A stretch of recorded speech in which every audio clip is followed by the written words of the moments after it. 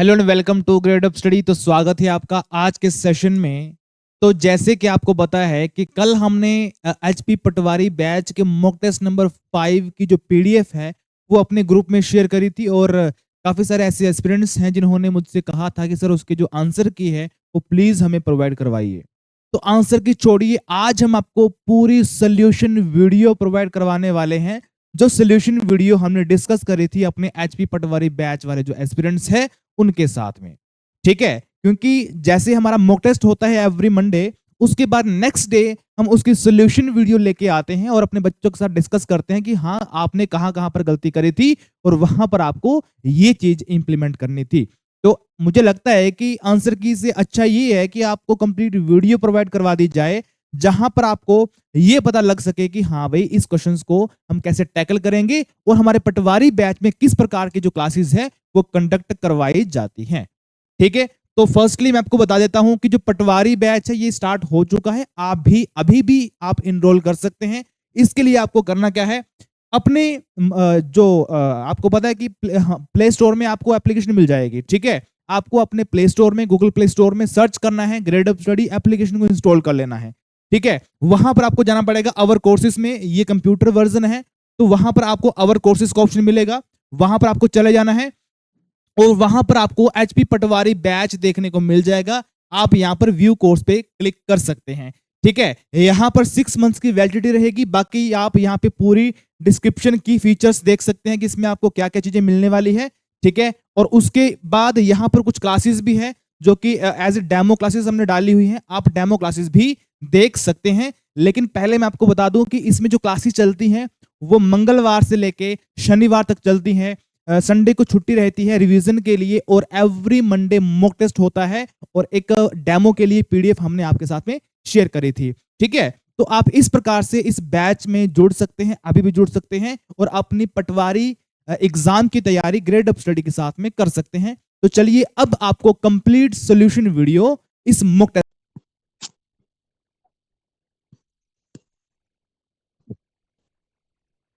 Good evening everyone. Good evening हाँ जी, तो मॉक टेस्ट सभी ने लगाया, यस और नो? सर। लगाया ठीक है, मीनाक्षी जी आपके कितने मार्क्स आए हैं? सर। मुझे तो पता भी नहीं सर। उस दिन बोल रहे थे कि 31st को होगा, तैयारी में की थी, बट मेरे 12 है 15 में से इंग्लिश में। 12 है, ओवरऑल कितने आए हैं? ओरल मेरे 54 है 70 में से। ठीक है। और संडे को रिवीजन नहीं करी थी क्या? सर वो जीके वाला पार्ट बचा है ना, वो फिर मैं अ, उसकी तैयारी करती हूँ। ठीक है, ओके। चलिए, तो सभी अपने अपने मार्क्स अपने कमेंट सेक्शन में लिख के बताएंगे। फर्स्टली जो 50 प्लस वाले हैं वो लिख के बताएंगे, 50 प्लस सभी। 51 वेपन नेक्स्ट।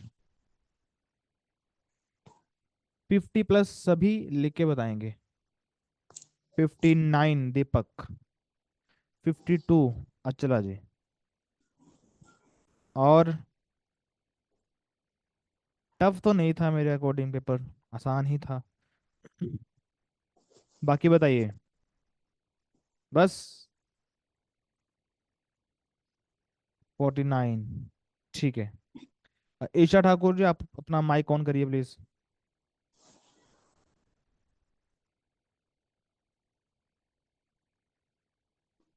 54, ठीक है। ठीक है, ओके ओके, कोई इशू नहीं। ठीक है, चलिए। तो क्वेश्चन जो पूछे गए थे उसकी तरफ ध्यान देते हैं। और इस बार हमने किया क्या था, इसमें आपके लिए ना एक क्लोज टेस्ट डाल दिया था हमने, ठीक है। तो क्लोज टेस्ट भी आपके एग्जाम में आ सकता है अगर डिपार्टमेंट एग्जाम लेता है तो, ठीक है। चलिए, तो क्वेश्चन नंबर फर्स्ट से स्टार्ट करते हैं, ठीक है। और देखते रहना कि कहां पर आपने गलती करी है अटेम्प्ट करने में, ठीक है।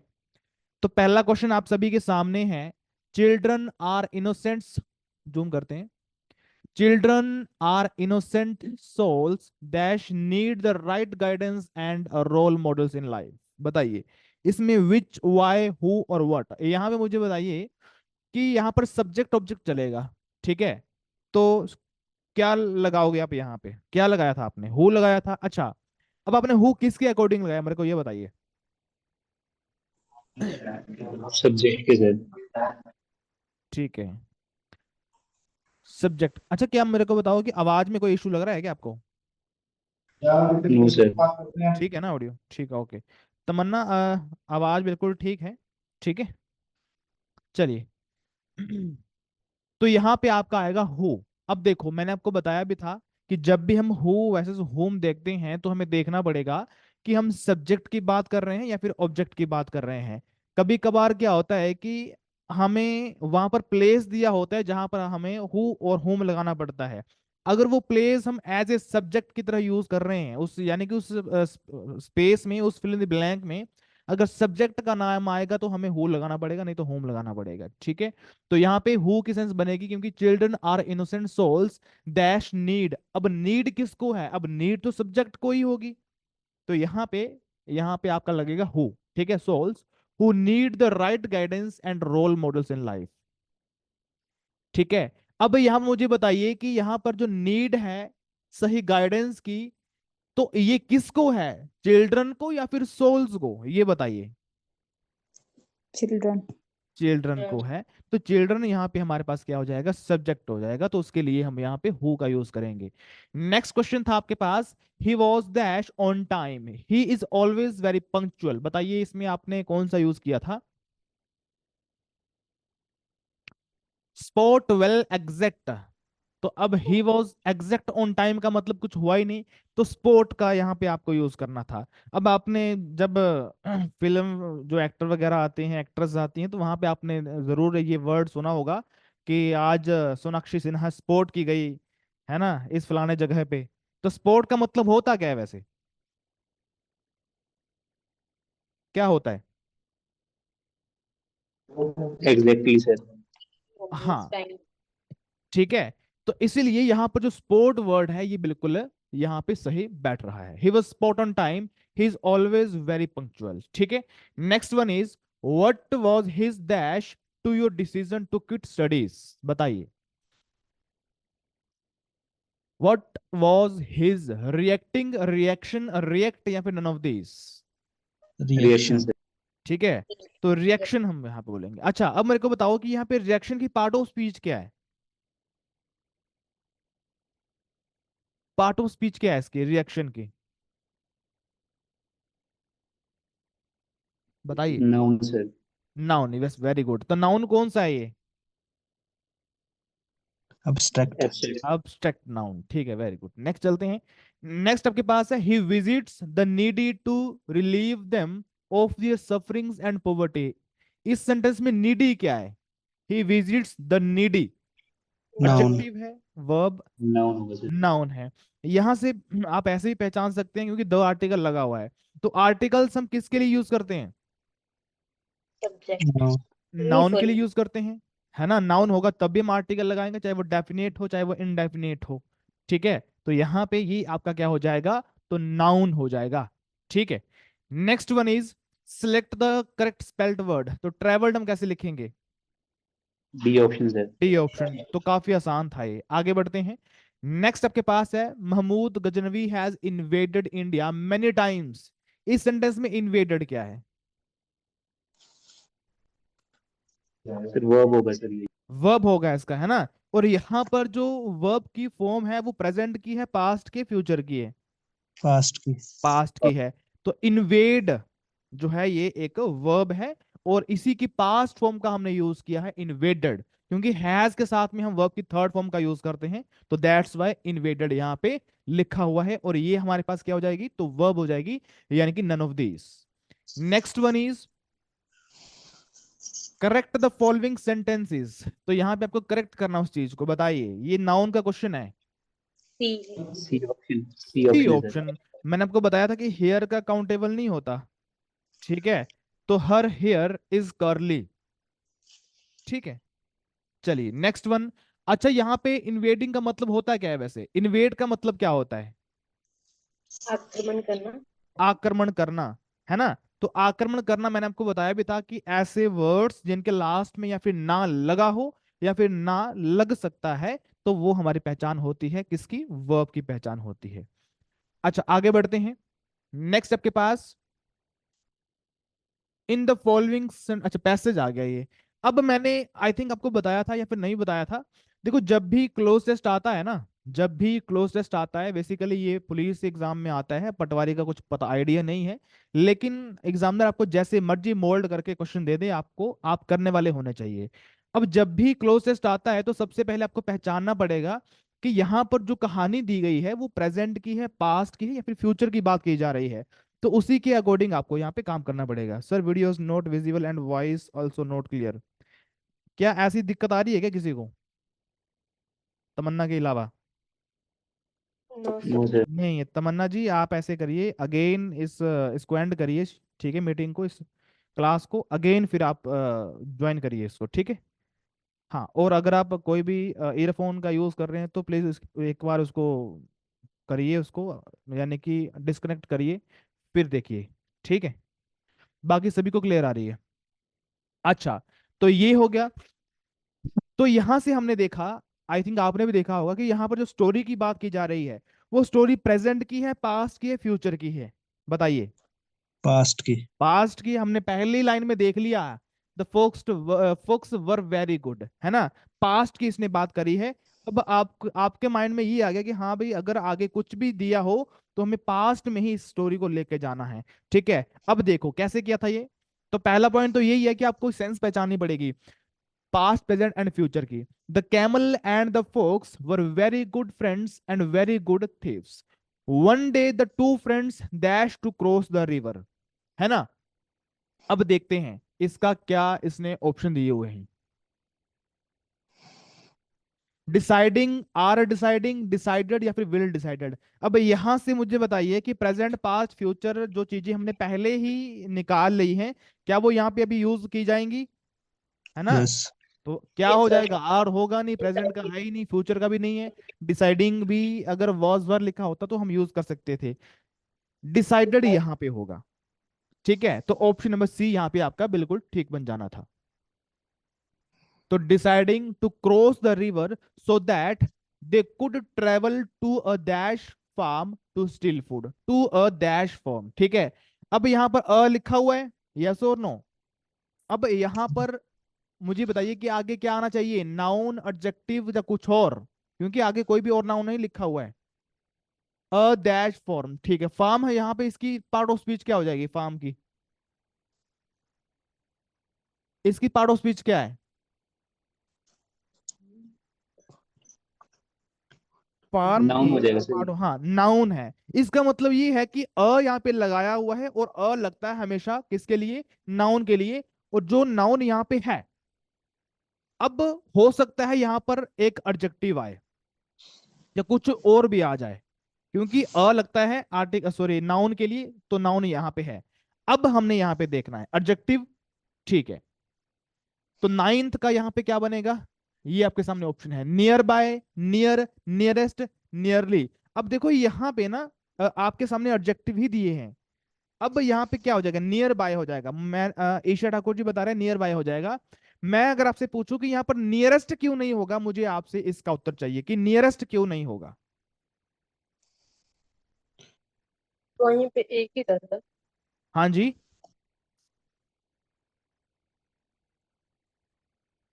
क्या कह रहे हैं?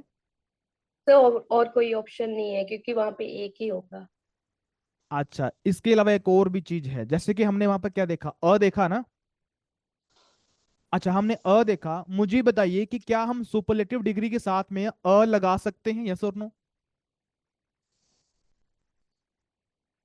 सुपरलेटिव डिग्री के लिए हम कौन सा आर्टिकल यूज करते हैं? द। तो वो हाँ। वहां पे था ही नहीं, तो हम ना ही यहाँ पे नियर लगा सकते हैं, ना ही यहाँ पे नियरेस्ट लगा सकते हैं। तो नियर बाय यहाँ पे आपका हो जाएगा, क्लियर है। चलो,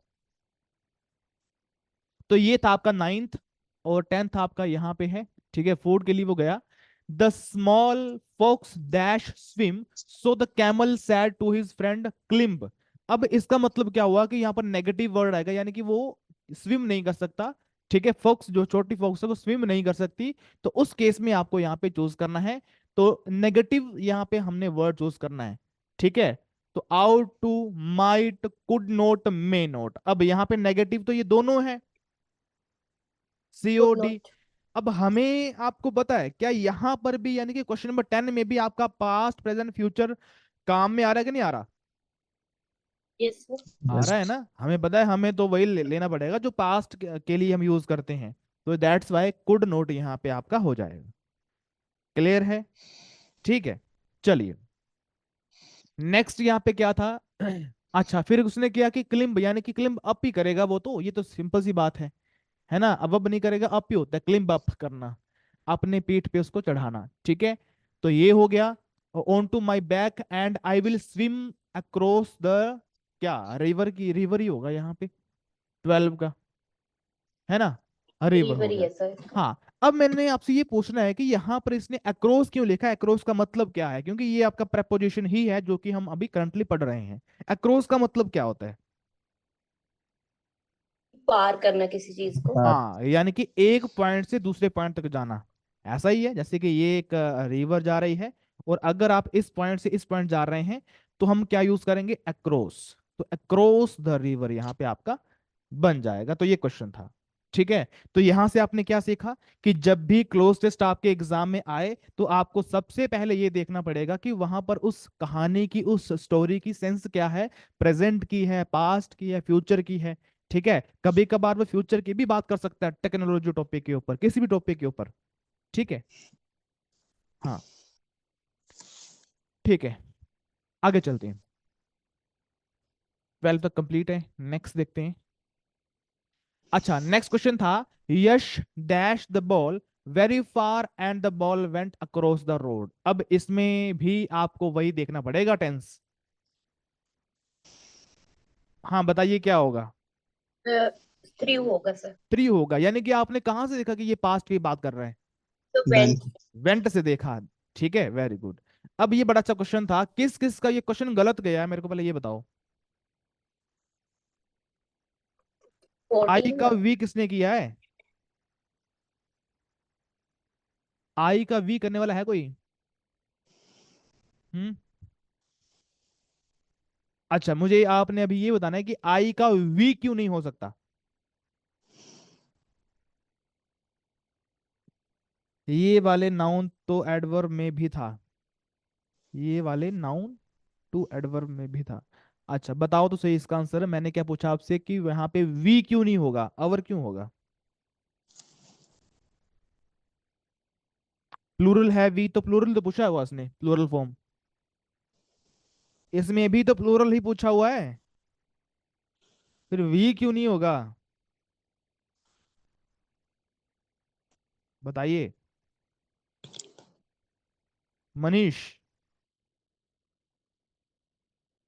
है कोई जवाब?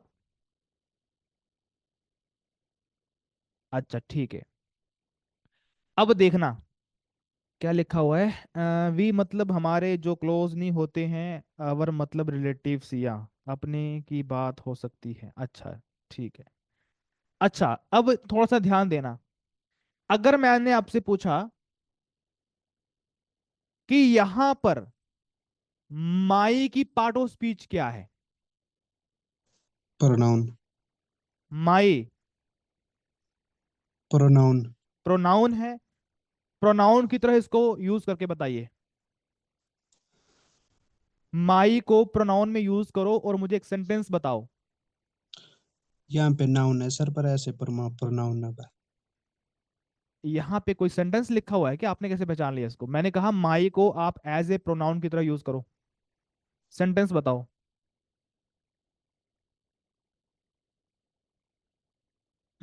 माई name is Isha, yes Isha ji, आप बताइए कि यहां पर माई नेम इज ईशा में माई का काम क्या है, क्या पार्ट ऑफ स्पीच? प्रोनाउन है। क्या प्रोनाउन के आगे नाउन आ सकता है क्या? यस ईशा बताइए। तो फिर जो नेम लिखा हुआ आगे वो क्या है? Yes, my name is Isha, इसमें आपने बोला कि माई प्रोनाउन है, तो फिर आगे जो नेम लिखा हुआ ये क्या है? नेम नाउन है। ठीक है, आपने बताया कि भाई पहले मैंने यहाँ पे प्रोनाउन लिख दिया, तो फिर मैंने आगे नाउन लिख दिया, तो सेंटेंस बन गया। अगर प्रोनाउन और नाउन लिखना ही था तो मैं प्रोनाउन में ये क्यों पढ़ता हूं कि प्रोनाउन में नाउन की जगह पे यूज करता हूं, तो आप प्रोनाउन का भी यूज कर रहे हैं, नाउन का भी यूज कर रहे हैं। ऐसा कभी पॉसिबल हो सकता है क्या? आप उसकी जगह पे यूज कर सकते हैं। यही तो हमने स्टार्टिंग में पढ़ा था, फिर से वही गलती कर दी आपने। दिस इज माई डॉग, हाँ this is my bag, yes. इसमें बता दो मेरे को कि माई क्या काम कर रहा है इसमें, प्रोनाउन की तरह काम कर रहा है क्या? ये करेक्ट है, दिस इज माई बैग बिल्कुल करेक्ट है। लेकिन मुझे ये बताओ कि माई की पार्ट ऑफ स्पीच क्या है? एडजेक्टिव। हाँ, अब कैसे बोले? हाँ, माई को कहीं भी यूज कर लो आप, दिस इज माई बैग कर लो, माई नेम इज ईशा कर लो, ठीक है, माई आपका एज ए ऑब्जेक्टिव ही काम करेगा। ठीक है, अगर आपका माई जो है अगर ये एडजेक्टिव की तरह काम करेगा तो फिर आई और मी क्या करेंगे? सॉरी, एज ए प्रोनाउन काम करेगा तो आई और मी क्या काम करेंगे फिर? वो करेंगे एज ए प्रोनाउन काम। I am going to school, तो आई किसकी जगह पे मैंने रखा? नाउन की जगह पे रखा। तो यहां से आपने क्या देखा? आपने ये देखा कि आपको अभी तक पार्ट ऑफ स्पीच की समझ नहीं है। ठीक है, तो यहां पे माई आपका क्या बन जाएगा? एडजेक्टिव बन जाएगा। ठीक है, आपके सामने एग्जांपल्स भी आए हैं कमेंट सेक्शन में, और वहां से ये भी दिखा है कि ये एडजेक्टिव ही है ये। अब मेरे को बताओ वी क्या है? We pronoun. की पार्ट ऑफ स्पीच क्या है? प्रोनाउन है। तो क्या मैं किसी एडजेक्टिव वर्ड की प्लूरल फॉर्म प्रोनाउन में बना सकता हूं क्या? नहीं। नहीं बना सकता, दैट्स वाई यहां पर आपका वी नहीं होगा। अगर किसी ने लगाया है तो दैट्स वाई। अब अवर यहां पे हमने किया। अब मेरे को बताओ अवर का यूज करके कोई सेंटेंस बना के बताओ, जो भी आपके माइंड में आ रहा है। आवर स्कूल, ठीक है, आवर हाउस, ठीक है, तो आवर भी आपके पास क्या है? एडजेक्टिव है। दैट्स वाई यहां पर माई का प्लूरल बन जाएगा आवर। ठीक है, नॉट वी। क्लियर है? चलो, तो छोटी छोटी बातें आज मैंने देख लिया कि पार्ट ऑफ स्पीच भी आपको समझ में नहीं आ रही, छोटी छोटी। ठीक है, आप सेंटेंस भी बना रहे हो, उसके बावजूद भी आपको आइडिया नहीं लग रहा उसका। ठीक है, आगे चलते हैं। नेक्स्ट है, he was beaten at his own game, the underline word is. इसको आपने करना था एलिमिनेशन मेथड से, बताइए क्या होगा इसका? एम्फेसाइजिंग। एम्फेसाइजिंग। मुझे ये बताइए कि ये न्यूमरल एडजेक्टिव क्यों नहीं हो सकता? नंबर तो नहीं। ये है, अगर आप ये पहचान पाओ कि हाँ ये नहीं हो सकता, इसका मतलब क्या हुआ? कि आपकी एलिमिनेशन करने की पावर बड़ी स्ट्रोंग हो जाएगी कि हाँ ये तो हो ही नहीं सकता, मैं इसको बाहर निकाल दूंगा, क्योंकि यहाँ पे नंबर है ही नहीं, तो न्यूमरल बाहर हो जाएगा। एक्सक्लेमेटरी आपने क्यों बाहर किया? साइन। साइन ही नहीं है, इसको सन। बोलते हैं, हाँ यस वेरी गुड। अब डिस्ट्रीब्यूटिव क्यों नहीं है? डिस्ट्रीब्यूटिव आपने पढ़े हुए हैं ना, तो कौन से हो दिस जाएंगे that. Distributive? This that those these. अच्छा, वो डिस्ट्रीब्यूटिव है क्या वो? प्रोनाउन है वो तो। हाँ, तो मैं यहाँ पे एडजेक्टिव की बात कर रहा हूँ, प्रोनाउन में प्रोनाउन भी आपकी दिस दैट नहीं है। अगर मैं डिस्ट्रीब्यूटिव की बात करूँ तो वो डेमोन्स्ट्रेटिव है, ये डिस्ट्रीब्यूटिव है। अब आपको डेमोन्स्ट्रेटिव और डिस्ट्रीब्यूटिव में अभी तक फर्क नहीं लग रहा, बता? इधर नीदर वन ईच वन हाँ ठीक है, एवरी। Either neither one. ठीक है, आइदर जो 5 स्टार आपने पढ़ा था, 5 स्टार रूल आपने पढ़े थे, उसमें आप ऑफ को हटा दो, आपके क्या बन जाएंगे? एडजेक्टिव बन जाएंगे। ऑफ लगा दो, आपके क्या बन जाएंगे? प्रोनाउन बन जाएंगे। ठीक है, तो छोटी छोटी चीजें हैं बस। दैट्स वाई आपका डिस्ट्रीब्यूटिव नहीं होगा। बचा क्या फिर? यही तो बचा। बेशक हमने ये नहीं पढ़ा हुआ है, लेकिन फिर भी हमने इन तीनों को एलिमिनेट कर दिया, और यही पावर मैं आपके अंदर बनाना चाहता हूं एट लास्ट, कि अगर आपको कुछ पता ना भी लगे ना, लेकिन जो आपको पता है आप उस चीज को इंप्लीमेंट करके उस चीज को आप एलिमिनेट कर पाओ। तो ये पावर भी आपके अंदर जरूर होनी चाहिए। ठीक है, चलो भाई नेक्स्ट। तो ये थे 15 क्वेश्चन। मुझे बताइए कि 15 में 10 प्लस किस किस के हैं? 10 प्लस सभी कमेंट सेक्शन में लिख के बताएंगे। ईशा जी 12 हैं, बाकी 12, 15 Manish Thakur, very good. Next. 13 अचला, ठीक है। पूजा, पूजा इस बार मार्क्स कितने हैं पूजा आपके? 12, ठीक है। पूजा आपके मार्क्स कितने आए इस बार? 49। कोई दिक्कत नहीं है, ठीक है। चलिए, तो मार्क्स काफी अच्छे हैं, अगर 12 तक लेके जा रहे हो तो अच्छी बात है। नेक्स्ट चलते हैं। नेक्स्ट है, ये है आपके पास हिंदी सेक्शन, ठीक है। तो हिंदी काफी आसान थी, देखो क्या लिखा हुआ है। उत्तर भारतीय भाषाओं का विकास किस लिपि से हुआ है? तो ब्राह्मी लिपि से हुआ है। किससे हुआ है? तो ब्राह्मी लिपि से हुआ है।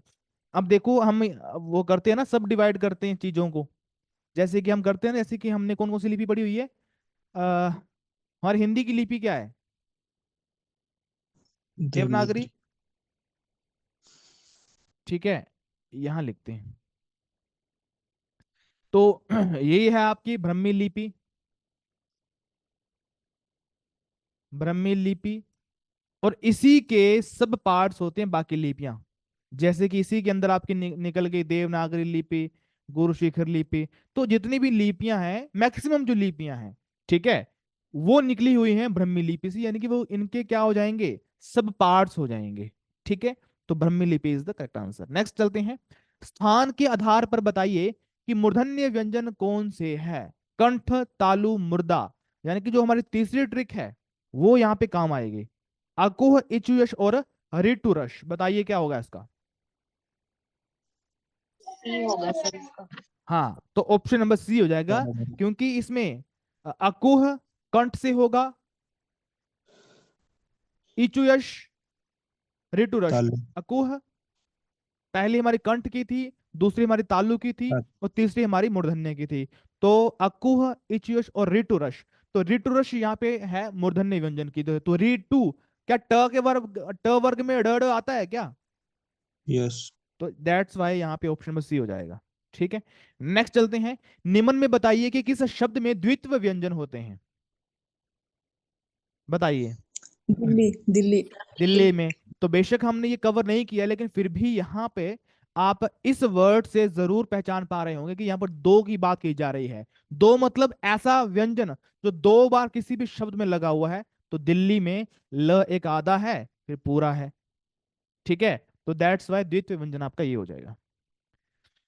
नेक्स्ट है, निम्नलिखित में से कौन सा घोष वर्ण है? घोष और सघोष एक ही बात होती है, बताइए। म। बताइए। तो म होगा इसका। प, फ, भ, भ, म, क्या अंतिम तीन जो वर्ण हैं वो आपके इसी में आते हैं क्या? ये सर यस। तो that's third why fourth. Option number C हो जाएगा। नेक्स्ट चलते हैं। परीक्षा शब्द निम्न वर्गों में से किस वर्ग में आता है? तत्सम, तद्भव, बताइए। तत्सम। तत्सम। ये मैंने आपको बताया था,क्षा, ये साइन मैंने आपको बताया था, तत्सम की पहचान है ये, ठीक है। नेक्स्ट चलते हैं। सूर्य शब्द का स्त्रीलिंग रूप क्या हो जाएगा? सूर्या। सूर्या। सूर्या हो जाएगा, ठीक है। ऑप्शन नंबर बी हो जाएगा। नेक्स्ट चलते हैं। नेक्स्ट है, तुलसीदास ने कहा है कि विनाश काल में मनुष्य की बुद्धि भ्रष्ट हो जाती है। तो ये कौन सा वाक्य है? मिश्रित। मिश्रित वाक्य है, ठीक है।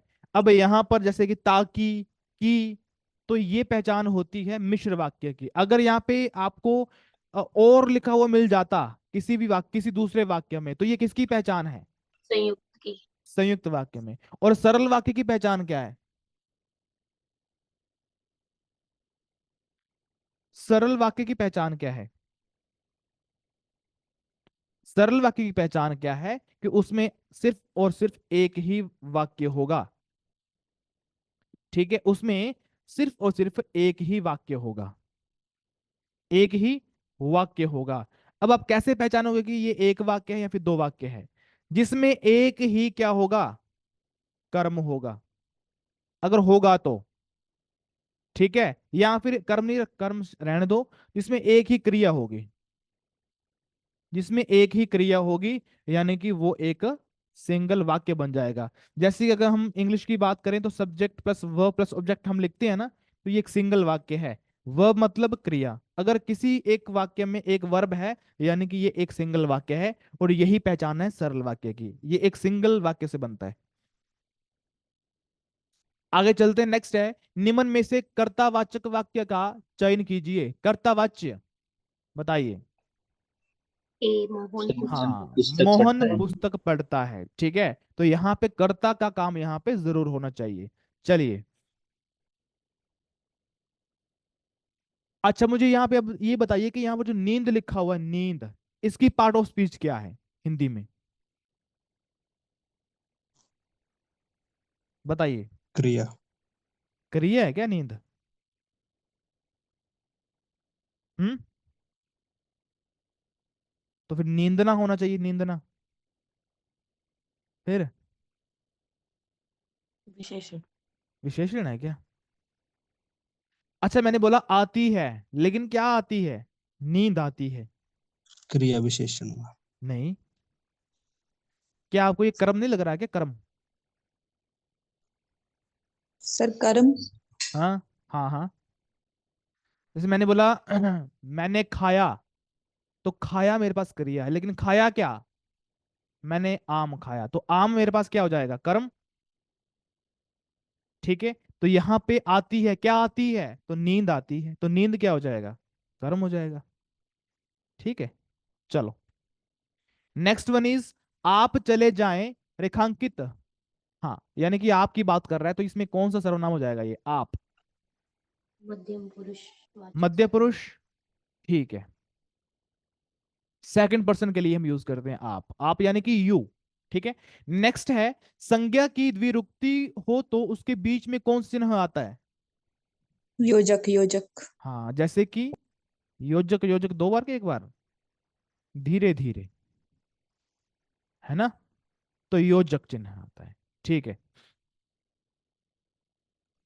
तो 25 का यहाँ पे क्या हो जाएगा, अच्छा ऊपर है योजक। ठीक है, ऑप्शन नंबर बी, लाखों लोगों ने इसे महसूस किया, इस वाक्य में कौन सा शब्द विशेषण है, ये बताइए। लाखों। लाखों, अब यहाँ पे लोग क्या है, लोग। अब मैं आपसे पूछ ही लूं कि लोग की पार्ट ऑफ स्पीच क्या है, क्या बताओगे? संज्ञा। संज्ञा। संज्ञा है। अब संज्ञा में भी कौन सी संज्ञा है ये, चलो छोड़ो। अच्छा ये जाति। बताओ कि लोगों जो है, ये काउंटेबल है या फिर अनकाउंटेबल है? काउंटेबल। काउंटेबल है। ध्यान से पढ़ो, हमने इंग्लिश में क्या पढ़ा था लोगों के लिए, पर्सन के पीपल। अनकाउंटेबल। हमने इंग्लिश में क्या पढ़ा था लोगों के लिए, लोगों के लिए हमने कौन सा वर्ड यूज किया था? पीपल। पीपल। पीपल क्या है हमारे पास? अनकाउंटेबल। हाँ, तो ये भी अनकाउंटेबल ही है। ठीक है, अच्छा नेक्स्ट है, जिलाधिकारी ने सबको उपस्थित रहने का निर्देश दिया, इसमें कौन सा वाच्य है? बी सर कृतवाच्य। कृतवाच्य, ठीक है, तो ये कृतवाच्य आपने कैसे पहचाना? हम्म, ने से। ने से। ने से, यस, जिलाधिकारियों ने, है ना, तो किसी एक कर्ता ने ये काम दिया था, तो दैट्स वाई कृतवाच्य यहाँ पे हो जाएगा। नेक्स्ट है, किस तिथि को हिंदी को राजभाषा बनाने का निर्णय लिया गया था,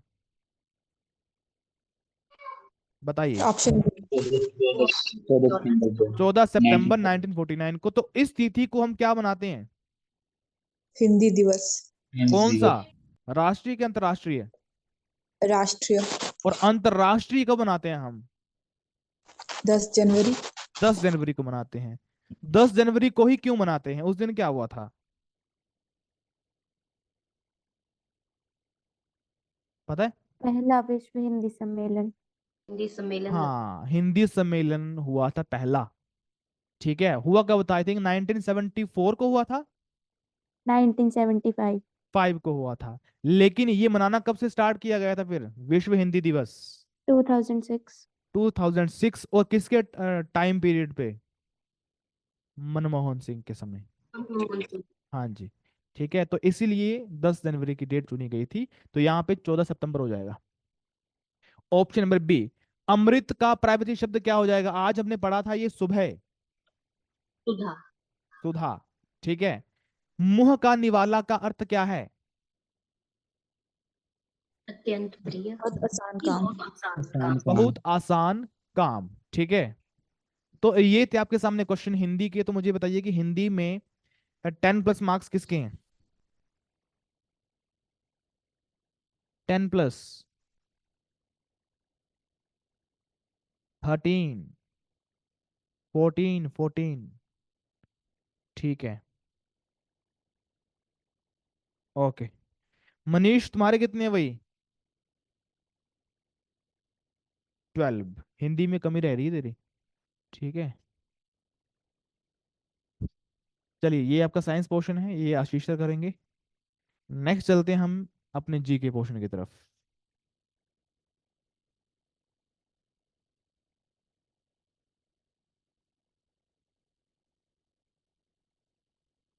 चलिए, तो पहला क्वेश्चन था, निम्नलिखित में से किस जिले की सीमा पंजाब के साथ नहीं लगती है? सिरमौर से। सिरमौर की नहीं लगती, अच्छा ठीक है। कितने जिलों की लगती है मेरे को ये बताओ,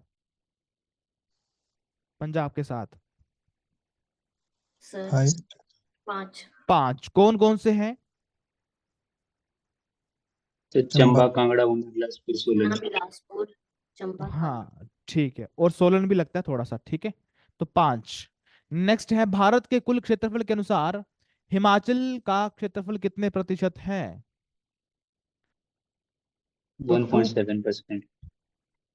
हाँ, 1.7%। और 2.4% क्या है?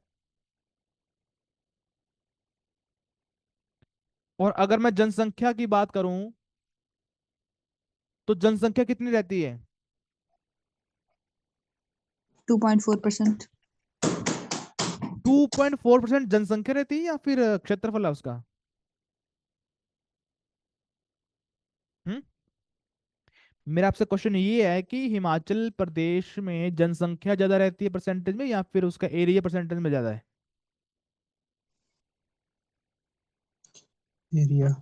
हाँ, बताइए। Area sir. एरिया। एरिया ज्यादा है ना, तो फिर इस क्वेश्चन का जी आंसर क्या होना था? तो यहां पर भी तो एरिया तो पूछा हुआ है, टोटल एरिया। तो परसेंटेज तो फिर एरिया की ज्यादा होनी चाहिए थी। हम्म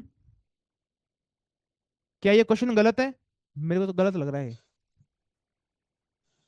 ठीक है सर। ठीक है,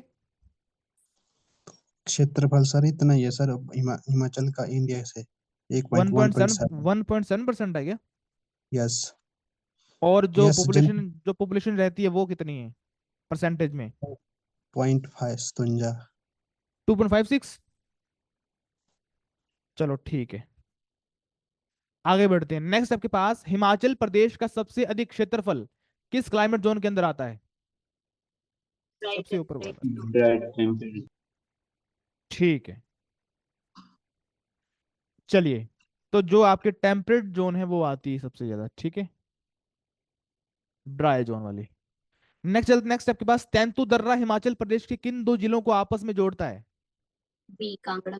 कांगड़ा और कुल्लू। और एक और था, दुलची किसको जोड़ता है? दुलची, कुल्लू और मंडी सर। कुल्लू और मंडी को। नेक्स्ट है, नरसिंह टिब्बा हिमाचल प्रदेश के किस जिले में स्थित है? चंबा। चंबा में है ये, ठीक है। चलिए, नेक्स्ट है, सोना पानी ग्लेशियर, काफी आसान था ये। हाँ, लाहौल स्पीति हो जाएगा। नेक्स्ट है, और ठंडे पानी का झरना कौन सा है इनमें से? कलत, चैडविक, वशिष्ठ और ज्यूरी? चैडविक। चैडविक, ठीक है। चैडविक वैसे है कहाँ पे, किस राज्य में, किस जिले में है, सॉरी? शिमला। शिमला में है। निम्नलिखित में से कौन सी नदी हिमाचल के बाहर से निकलती है? यमुना सर। यमुना होगी। इसका नाम क्या, इसका संस्कृत नाम क्या है? यम यमुना ही रहेगा। कालिंदी। कालिंदी। और वैदिक नाम क्या है फिर? सर वैदिक सर कालिंदी है सर। तो फिर संस्कृत नाम क्या है? नहीं यमुना सर शायद। नहीं है का मतलब होता है ये सेम एज इट इज ही है, ठीक है। नेक्स्ट है आपके पास, सिंधु जल समझौता 1960 में हिमाचल प्रदेश की कुल कितनी नदियां शामिल हैं? 4 4 4 है।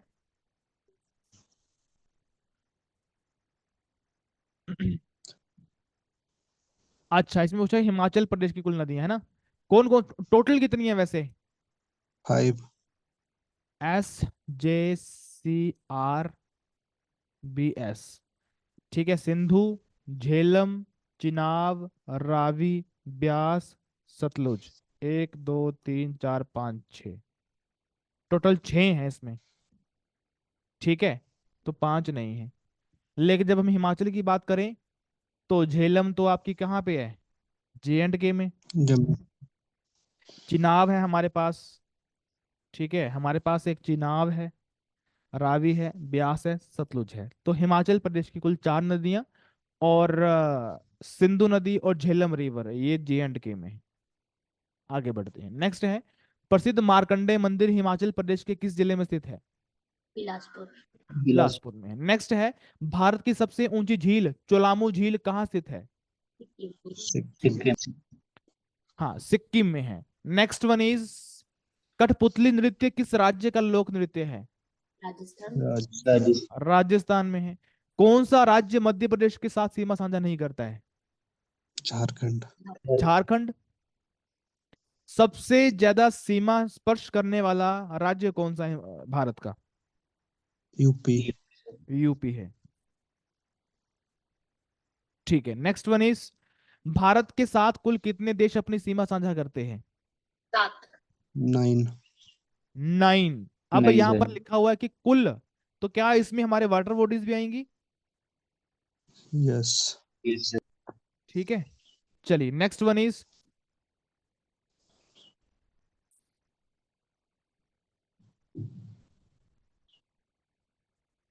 कौन सा प्राकृतिक एवं भूमि से घिरा हुआ, अच्छा, लैंड लॉक्ड बंदरगाह है, बताइए? विशाखापट्टनम विशाखापट्टनम। विशाखापट्टनम है। कहाँ पे विशाखापट्टनम, किस राज्य में है? आंध्र प्रदेश आंध्र प्रदेश। और दक्षिण भारत का सबसे बड़ा तटीय राज्य कौन सा है? आंध्र प्रदेश तमिलनाडु। ये आंध्र प्रदेश। ठीक है, तमिलनाडु नहीं होगा, आंध्र प्रदेश ही होगा। निम्नलिखित में से किस राज्य में सबसे अधिक राष्ट्रीय उद्यान है? मध्य प्रदेश मैंने कितने लिखवाए थे आपको? लिखवाए थे क्या? नहीं लिखवाए थे, चेक करना ये कितने हैं। ठीक है, आई थिंक 13 है शायद। फतेह सागर झील किस राज्य में स्थित है? फतेह सागर, लाल फतेह की राजस्थान लूनी नदी, ये इसकी ट्रिक थी। सिर्फ लाल नहीं, राज राजस्थान में फतेह है की सर। लूनी नदी। हाँ जी, गुजरात। राजस्थान में है सर। अच्छा, राजस्थान में है। ठीक है भाई, तो राज फतेह की, हाँ तो वही ना, राज मतलब राजस्थान हो जाएगा, राज फतेह की लूनी नदी। नेक्स्ट आपके पास, दीफू भारत के किस राज्य में स्थित है? अरुणाचल प्रदेश दीफू के अलावा और कौन कौन से थे?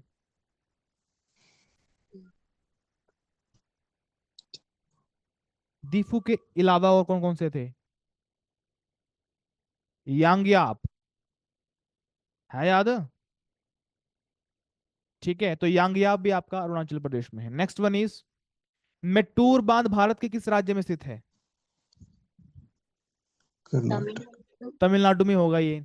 And last one is, Ayodhya शहर किस नदी के किनारे पे बसा हुआ है? सरयू हाँ जी, सरयू नदी सरयू। सरयू नदी यस, ठीक है। और जो अभी अयोध्या का मंदिर बनाया गया है, ठीक है, वो किस शैली में बनाया गया, किस शैली में निर्मित है वो? Pagoda pagoda. आपके घर में वो आया था क्या, कार्ड वगैरह आया था कुछ? सिख आया आया था था। तो सर पढ़ा तो था भूल गया पढ़ा था, उसमें क्या लिखा हुआ था फिर? उसमें लिखा हुआ था, पढ़ा था क्या आपने वो?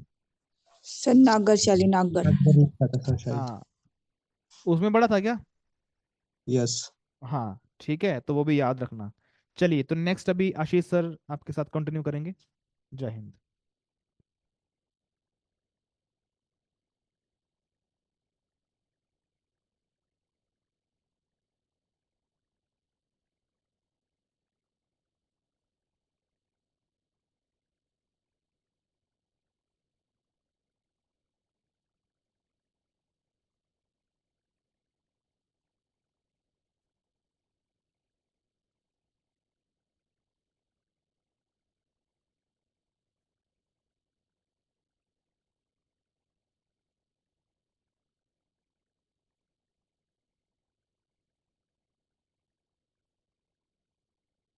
Good evening everyone.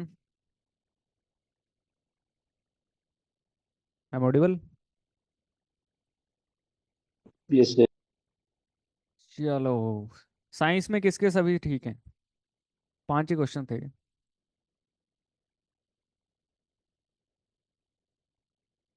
थर्टी 31 ये रहा। हाँ, साइंस के तो आसान ही है। साइंस का तो नहीं किसी का गलत हुआ, ये होना भी नहीं चाहिए था किसी का, है ना? चलो ये चेक करते हैं। अच्छा, ब्लड प्रेशर या फिर रक्तचाप को मापने वाला इंस्ट्रूमेंट कौन सा है, उसका नाम क्या है? स्फेग्नोमीटर। स्फाइगैमोमैनोमीटर, ठीक है, ऑप्शन ए हो जाएगा। अच्छा, ये क्या लिखा हुआ है? औसत स्वास्थ्य वाले वयस्क मानव में सिस्टोल और डिस्टोल दबाव क्या होता है? मतलब कि इनडायरेक्टली ये पूछा है, जो ब्लड प्रेशर है या फिर बीपी है वो कैसे काउंट करते हैं हम? Option B 120 mm Hg and 80, या फिर इसको अगर मैं लिखना चाहूं तो ऐसे लिखूंगा मैं इसे, इस तरीके से 120 अपॉन 80, ठीक है, इस तरीके से लिखा जाता है। तो ऑप्शन बी करेक्ट होना था इसका। अच्छा, नेक्स्ट आ जाओ। अच्छा, basic functional unit of human kidneys, तो इसका आंसर क्या है? इसका आंसर सिंपल ही था, न्यूरॉन की नेफ्रॉन, ये बताओ बोला। नेफ्रॉन। नेफ्रॉन, मैंने उस टाइम पे भी बताया था कि नेफ्रॉन आपका किडनीज में है, न्यूरॉन अगर आएगा तो वो आपका ब्रेन के रिगार्डिंग होगा या फिर नर्वस सिस्टम के रिगार्डिंग होगा। अच्छा, नेक्स्ट आ जाओ, ये देखो। अच्छा, ये ना आप एलिमिनेट कर सकते थे। वे दो जीव जो केवल अपनी त्वचा से सांस लेते हैं, केवल लिखा हुआ है, ये नहीं बोला है कि लंग्स के साथ भी लेते हैं, सिर्फ स्किन से।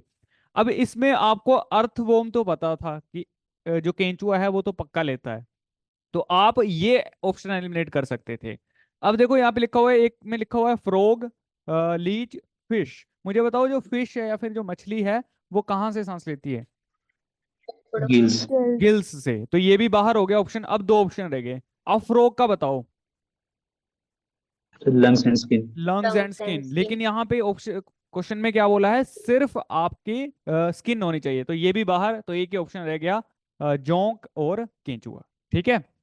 चलो, अच्छा नेक्स्ट, ये तो सिंपल ही है।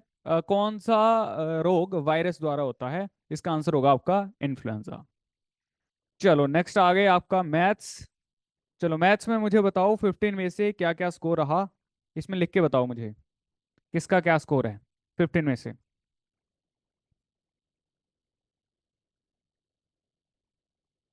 फिफ्टीन में से, अच्छा, 4 5 13 7 7, ठीक है। अब ये आपके इतने कम स्कोर क्यों आए हैं? क्योंकि आपने रिवीजन नहीं की है, ठीक है। तो साथ साथ में रिवीजन करो, कुछ भी हो सकता है, ठीक है। चलो, वैसे इतना डिफिकल्ट था नहीं, जो चीजें की हैं वहीं से क्वेश्चन डाला हुआ है मैंने। देखो क्या लिखा हुआ है, सेब की कीमत में 15% की कमी पर खरीदार 240 रुपए में 2 किलो अधिक खरीद के लाता है। चलो निकाल के देखते हैं क्या बोला है। उसने क्या बोला? उसने बोला कि 15% का ड्रॉप आ जाता है मेरी प्राइस में। अच्छा, प्राइस को ड्रॉप कर दो 15%। अच्छा, 15% को जरा फ्रैक्शन में लिख के बताओ क्या होता है, कितना होता है? 3/100 कर लो इसे, सॉरी 15/100 कर लो और इसे काट दो, 5 3 3/20. जा और 5 20 जा। 3/20. हाँ, तो मेरे पास प्राइस क्या आ जाएगा? 20 से 17 ड्रॉप हो गया है, कम हो गया है। उसके बाद मेरा जो खर्चा है वो सेम ही रहेगा, तो कंजम्पशन क्या हो जाएगी? 17 से 20 हो जाएगी। अब उसने क्या बोला कि 2 किलो अधिक लाता है, तो ये जो रेशो है ये 2 किलो अधिक की ही तो है, मतलब कि 3 रेशो का मतलब है 2 kg अधिक, तो 1 रेशो का मतलब 2/3 kg लाता है एक्स्ट्रा। अच्छा, चलो देखते हैं आगे क्या लिखा हुआ है। सेब की नई कीमत बतानी है प्रति किलो के हिसाब से, नई कीमत। तो अब वो 20 लेके आ रहा है, 1 रेशो की वैल्यू वो है, 20 की क्या हो जाएगी? 40/3, मतलब कि इतना लेके आया। अब वो कितने में लेके आया? 240 रुपए में ही लेके आया, यही 240 रुपए में वो लेके आया।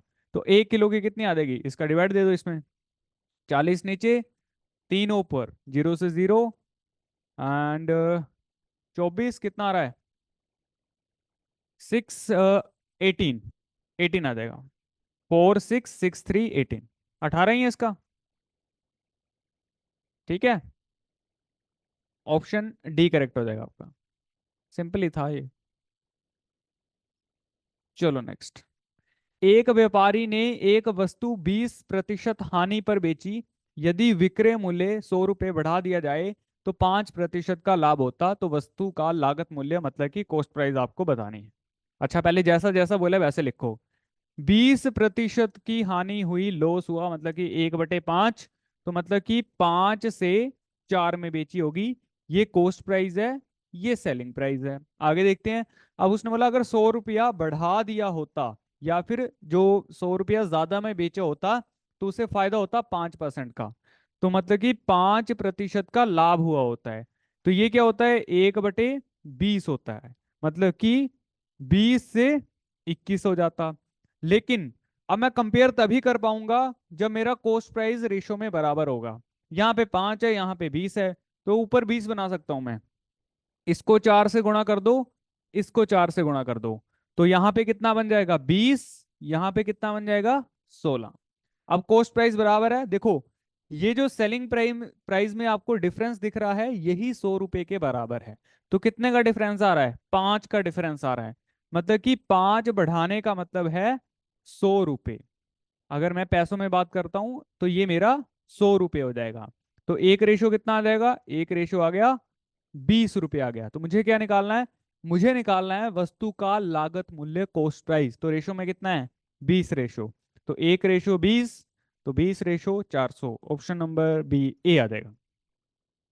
लो, सिंपल ही था। चलो नेक्स्ट। ये देखो ये क्या लिखा हुआ है।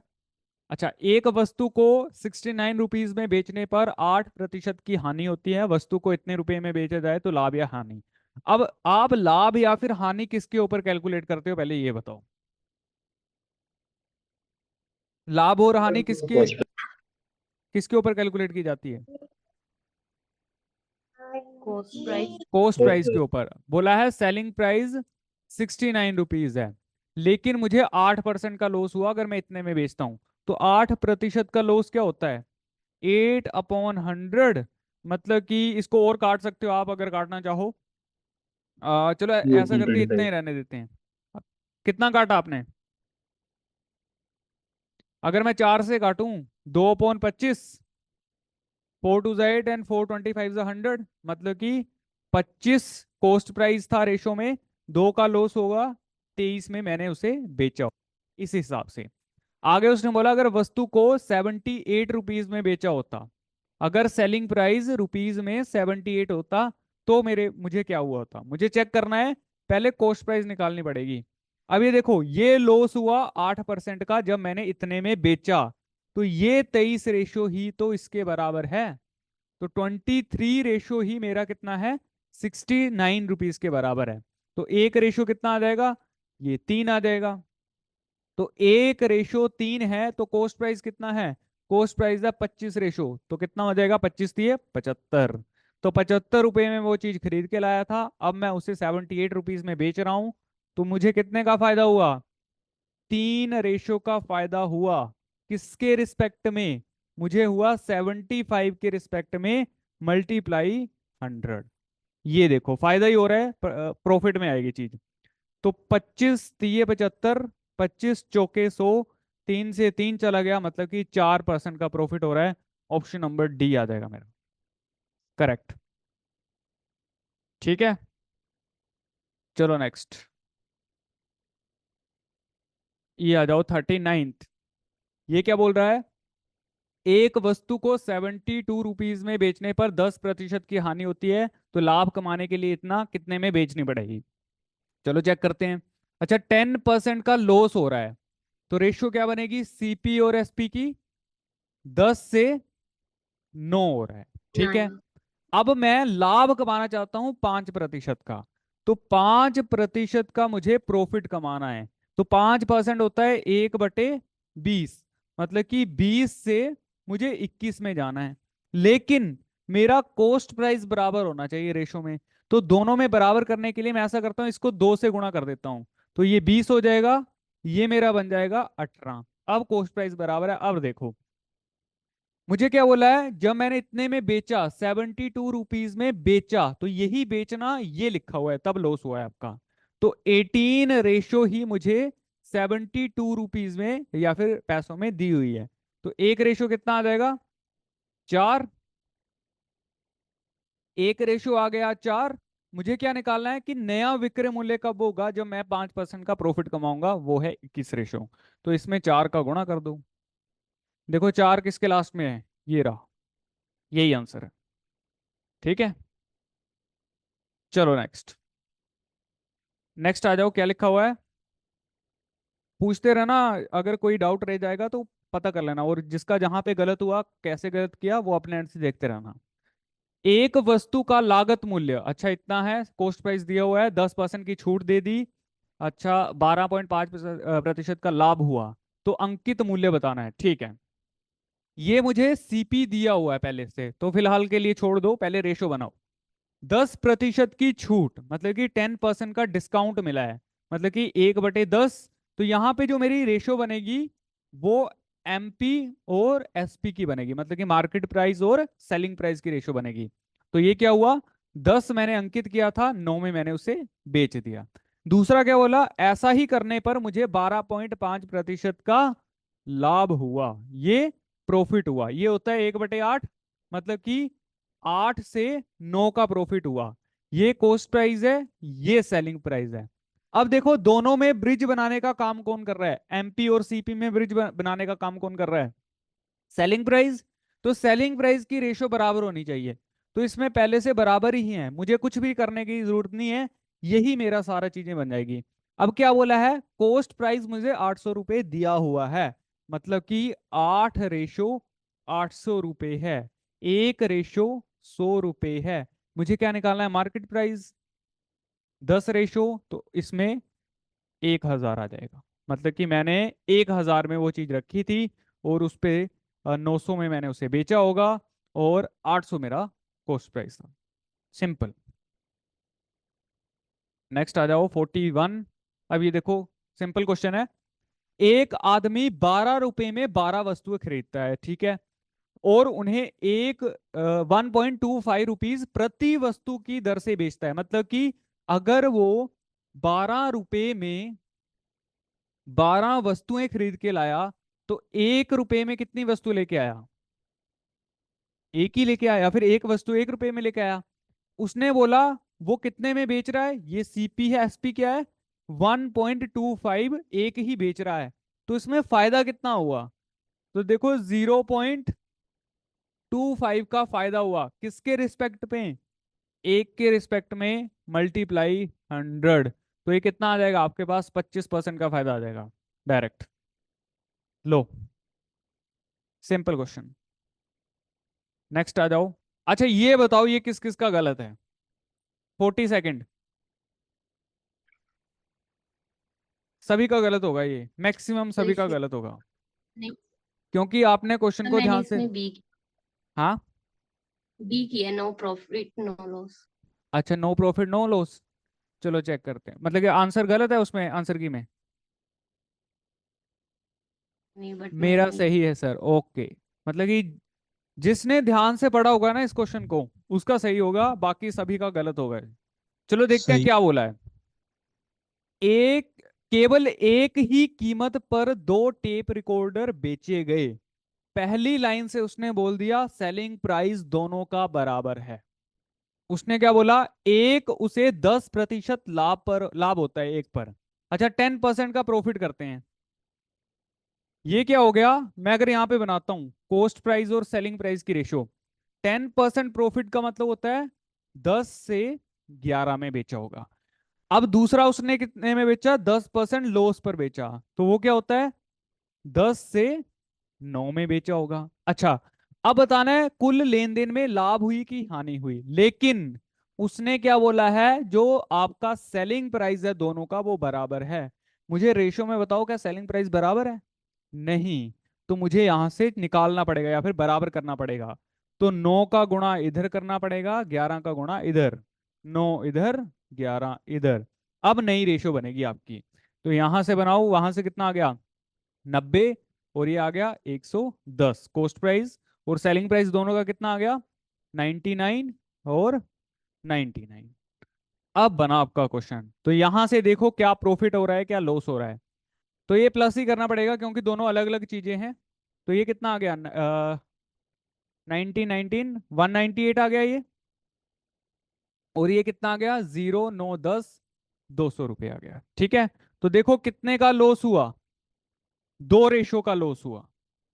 कहां से 200 से, मल्टीप्लाई 100। तो ये कट गया, ये कट गया, 1 से ये कटा, मतलब कि 1% का लॉस हो रहा है। ऑप्शन नंबर सी आपका करेक्ट हो जाए। पता चला कुछ, यही है आंसर की में भी यही है। ठीक है, समझ आया है क्वेश्चन। आपको जैसा क्वेश्चन बोल रहा है पहले उसको बनाना पड़ेगा उस हिसाब से। ठीक है, तो इसी तरीके से निकलेगा। अब दो अलग अलग चीजें हैं तो मुझे जोड़ना पड़ता है, नहीं तो मैं मल्टीप्लाई करता हूं अगर सक्सेसिव केस होता है। अगर एक ही चीज में बात की जा रही है, ये दोनों अलग अलग चीजें हैं तो मैं प्लस करूंगा इनको। ठीक है, चलो नेक्स्ट देखते हैं। अच्छा ये देखो, ये क्वेश्चन अच्छा है। अब ये जो क्वेश्चन है ना, ये निकलता है बेसिक से। इसको आपको फॉर्मूला लगा के निकालना था, लेकिन इसको भी थोड़ा सा समझना था तभी निकलता है ये। क्या लिखा है, एक व्यक्ति ने 250 कुर्सियां बेची और उसे 50 कुर्सियों के विक्रय मूल्य के बराबर लाभ हुआ। अच्छा, जो उसे प्रॉफिट हुआ ना वो पता कितना हुआ, जितना 50 कुर्सियों का विक्रय मूल्य होगा या फिर सेलिंग प्राइस होगा। अच्छा, मतलब कि 50 कुर्सियों के सेलिंग प्राइस के बराबर प्रॉफिट हुआ। अच्छा मुझे बताओ, प्रॉफिट का फॉर्मूला क्या होता है। नॉर्मली जो मैंने लिखवाया था, कैसे होगा प्रॉफिट आपका, selling price minus cost price ही होता है, यही होता है प्रॉफिट। हाँ, तो इसी को मुझे यहां पे लिखना पड़ेगा, selling price minus cost price. अब देखो जरा, कितनी कुर्सियां बेची, 250 कुर्सियां बेची, मतलब कि 250 कुर्सियों का जो सेलिंग प्राइस होगा उसी में से जो 250 कुर्सियों का कॉस्ट प्राइस मैं घटा दूंगा वो मेरा 50 कुर्सियों के सेलिंग प्राइस के बराबर होगा। तो ये क्वेश्चन बना है। तो ये आपका बेसिक से ही निकलता है, ऐसे ही बनाना पड़ेगा, यहां से रेशो निकाल के अपना आंसर देना है। तो देखो एसपी एक तरफ कर दो और सीपी एक तरफ ले आओ, तो यहां से कितना आ जाएगा 250 एसपी माइनस 50 एसपी, यही बराबर होगा 250 सीपी। तो यहां से कितना आ जाएगा 200 एसपी, यही बराबर होगा 250 सीपी के बराबर हो जाएगा। सीपी कर लो। ठीक है, तो देखो सीपी और एसपी इधर छोड़ दो या एक तरफ ले आओ, और नंबर नंबर एक तरफ ले आओ। तो मैं क्या कर रहा हूं, मैं डायरेक्ट कर रहा हूं एसपी अपॉन सीपी। तो ये कितना आ गया 250 अपॉन 200। अब काट दो, 5 5 25, 5 4 20। तो देखो 4 से 5 हुआ, तो एक रेशो का प्रॉफिट हुआ किसके रिस्पेक्ट में, 4 के रिस्पेक्ट में, गुणा 100। तो ये होता है 25% का प्रॉफिट हुआ, ऑप्शन बी। ठीक है, तो ऐसा क्वेश्चन देखने को मिल सकता है। जब भी ऐसा क्वेश्चन आए तो आपको यही करना है, इसी तरीके से करना है। सेम चीज ऐसे भी हो सकती है, वो बोल देगा कि लॉस हो रहा है, तो लॉस में क्या होगा, ये कॉस्ट प्राइस आगे आ जाएगा, ये वाला सेलिंग प्राइस पीछे चला जाएगा। तो सेम यही चीज हो जाएगी आपकी। ठीक है, तो इसको हमेशा ऐसे ही किया जाता है, इसके लिए कोई ट्रिक या फिर फॉर्मूला नहीं है, इसी तरीके से करते हैं इसे। क्लियर है, ये क्लियर है ना सभी को। नेक्स्ट आ जाओ। तो ये मुझे समझ नहीं आया। समझ नहीं आया, चलो दोबारा समझा देते हैं। देखो उसने पता क्या बोला, क्वेश्चन को घुमा के बोला उसने। उसने बोला जितना मैं 250 कुर्सियों को बेचूंगा वो पता कितना फायदा देगा, जितना 50 कुर्सियों को बेचने पर फायदा होगा, ये उसने बोला।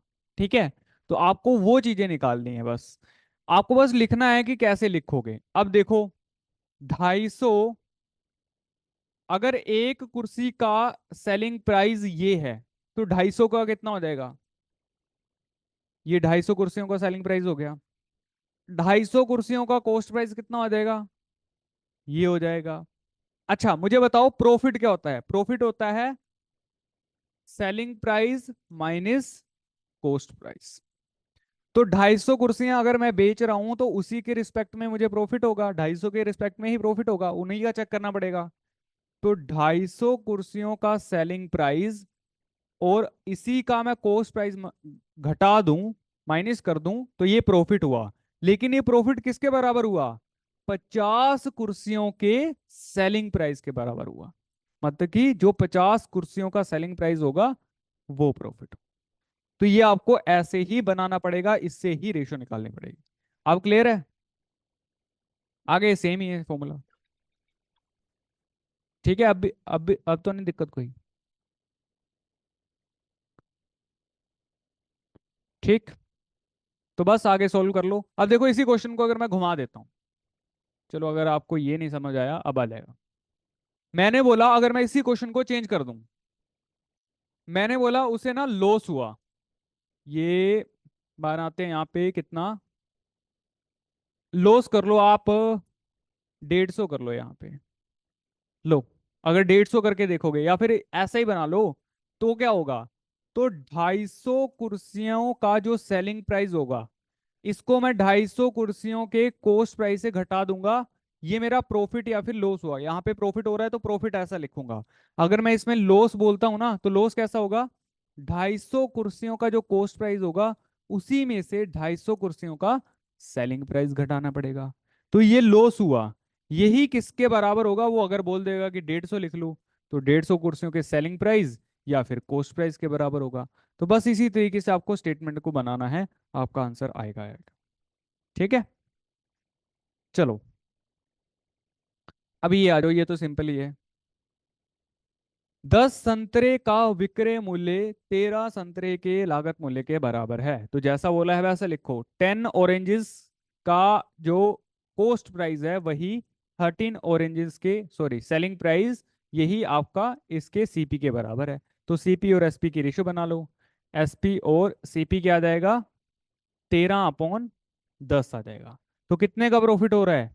3 रेशियो का। किसके रिस्पेक्ट में? 10 के रिस्पेक्ट में, गुणा 100, 0 से 0, 30% का प्रॉफिट हो रहा है। सिंपल। तो यहाँ पे 30 ही होना चाहिए, ऑप्शन ए। अब ये देखो डिसऑनेस्ट वाला, ये तो सिंपल ही है।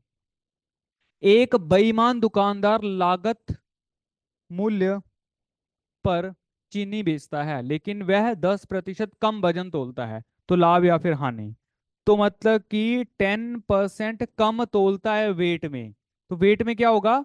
10 से वो 9 ही तोलता है। लेकिन हम प्रॉफिट लॉस किसके ऊपर निकालते हैं? प्राइस के ऊपर निकालते हैं। तो प्राइस क्या होगा इसका उल्टा, 9 से 10 में प्रॉफिट क्या होगा? 1 रेशियो का प्रॉफिट हुआ किसके रिस्पेक्ट में? 9 के रिस्पेक्ट में, मल्टीप्लाई 100, तो ये क्या आता है? 11.11% होता है। प्रॉफिट हुआ है, लॉस नहीं। तो जल्दी में ये मत लगा देना था। ठीक है, चलो नेक्स्ट। अब ये देखो, ये वैसे हम आगे करेंगे लेकिन फिर भी अगर आप कर सकते थे रेशो में। दो संख्याओं का अनुपात 9:11 दिया हुआ है, उन संख्याओं का योग इतना दिया है। मतलब कि पहली संख्या 9 है रेशो में, दूसरी संख्या 11 है। इसे पहली मान लेते हैं, इसे दूसरी मान लेते हैं। इनका योग मुझे 660 दिया हुआ है, तो मुझे इनका अंतर बताना है। देखो इनका योग क्या है, इन्हीं को जोड़ दो, 20 रेशो, यही मुझे 660 के बराबर दिया हुआ है। तो एक रेशो कितना आ जाएगा? 33। मुझे क्या निकालना है? अंतर निकालना है। किनका? इन दोनों का अंतर। रेशो में ही अंतर देखो कितने का आ रहा है? 2 रेशो का। तो 1:33, तो 2:66। हो गया क्वेश्चन। कोई बात नहीं, अगर ये नहीं भी हुआ तो कोई बात नहीं। नेक्स्ट आ जाओ। अब ये देखो, ये तो सिंपल ही था।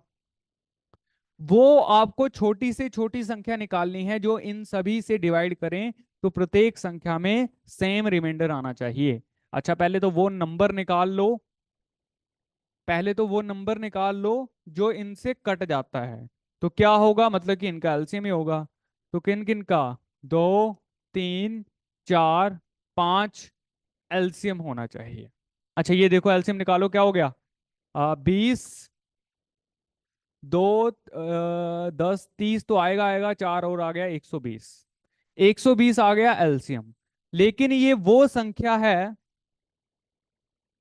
ऑप्शन बी आया था मेरा। ओके चेक करते हैं। देखो 120 तो आपने निकाल लिया, 120 वो संख्या है जो इनसे कट जाती है, लेकिन आपको वो निकालना है जिनसे मैं डिवाइड करूं तो शेषफल सेम आना चाहिए सभी में।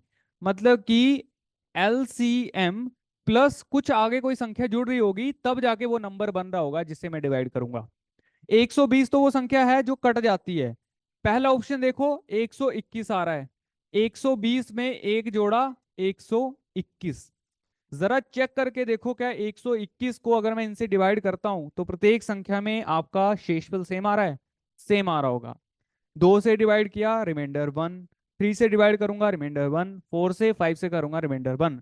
तो आगे देखने की जरूरत ही नहीं है, ऑप्शन ए ही सही होगा।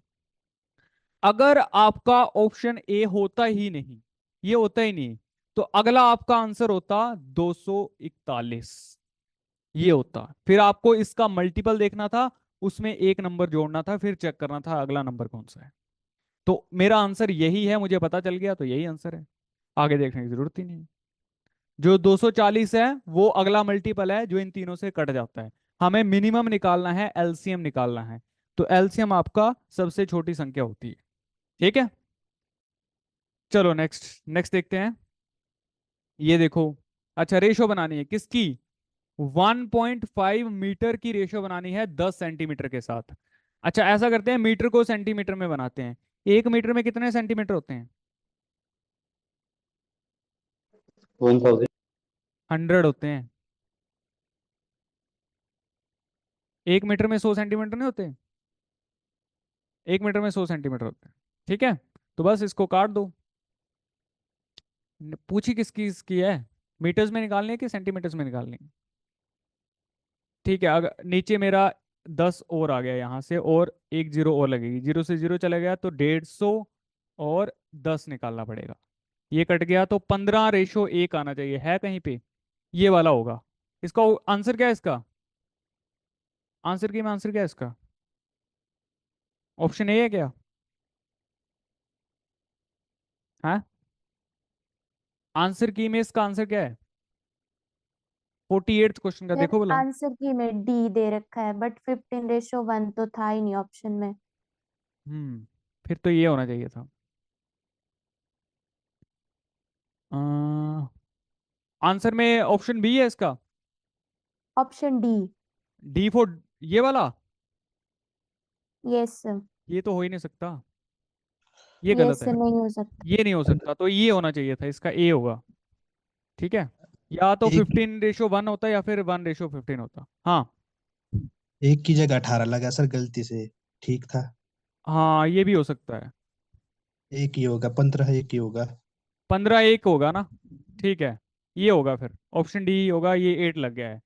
चलो कोई बात नहीं, इसको करेक्ट कर लेना, जिसने डी लगाया है उसका सही है, और अगर कोई ए लगा रहा है तो वो भी सही है। ठीक है, तो आई थिंक ये इसका 8 लग गया है एक्स्ट्रा इसमें। चलो, अच्छा नेक्स्ट देखो, नेक्स्ट क्या है? अच्छा प्रोपोर्शन में बताना है एम की वैल्यू क्या हो गया। अरे ये तो सिंपल ही है, 3/18 ये बराबर होगा m/42 के। अच्छा ये प्रोपोर्शन में उसने पहले ही बोल दिया, तो m की वैल्यू क्या है? इसको और काट लेते हैं, 3 × 1 = 3, 3 × 6 = 18। तो मतलब कि यहां पर भी 6 और 1 ही बनना चाहिए, तो ये चीज होनी चाहिए। तो आपका क्या दिख रहा है, क्या हो सकता है इसमें, m की वैल्यू क्या हो सकती है जो यहाँ पे 6 बना दे? ऑप्शंस में ही डालना पड़ेगा आपको। 7 तो 7 7 होगा। 7 ही होगा ना? 7 डाल के देखो, अगर मैं 7 रख देता हूँ, 7 × 1 = 7, 7 × 6 = 42, तो 7 ही होगा। क्या सी है इसका? लो, हो गया प्रोपोर्शन, सिंपल ही है। नेक्स्ट आ जाओ, लास्ट क्वेश्चन है। अच्छा ये बताना था कि नॉन टर्मिनेटिंग रिपीटिंग डेसिमल, मतलब कि वो अशांत है, शांत का मतलब वो चलती जा रही है, अशांत का मतलब है वो रुक नहीं रही, और रिपीट कर रही है। रिपीट का मतलब है कि वो, अगर मैं लिख रहा हूं ना 11, फिर मैं वो आगे क्या होगा, फिर 11 11 11, लेकिन ये रुकेगी नहीं, चलती जा रही है। तो ऐसा बताना है आपको। तो ऐसा मुझे तो सिर्फ एक ही दिख रहा है, ये वाला।